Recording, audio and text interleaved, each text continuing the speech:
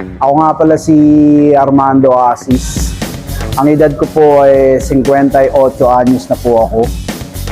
At 5 years na po akong nag-gym. Last year, nag-enroll na po ako rito sa ATL. Hanggang ngayon, tuloy-tuloy na. So, consecutive na nag-training ako.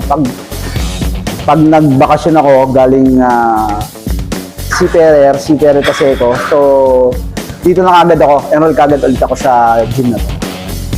Sa ATL Gym Fitness. Nag-start ako mag-gym na last 5 years ago.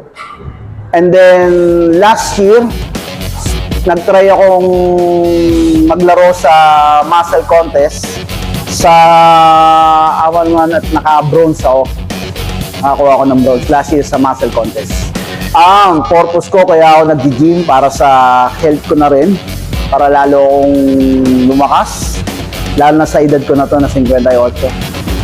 Yung last sabi, hindi pa nga huli ang lahat para mag-train ka. Tsaka sa no age limit sa bodybuilding, sabi nga nila. Kaya focus lang tayo sa ginagawa natin.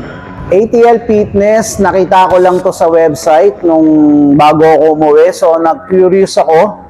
So, nung nakapag-enroll ako, nakita ko yung community, lalo na yung mga coaches,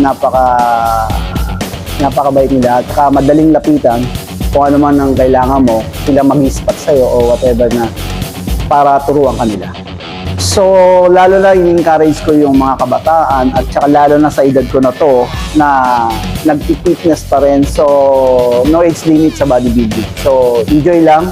Training, consistency, tsaka yung experience, tsaka yung tinatawag nilang disiplina, pinaka-the best. Kasi kung wala tayong disiplina sa sarili, hindi natin kayang gawin. Oy, mga tropa ng mga taga Cavite, Molino, lalo na yung community, napaka-friendly, lalo na yung mga samahan dito. Iba ang ATL talaga. Number 1, ATL lang.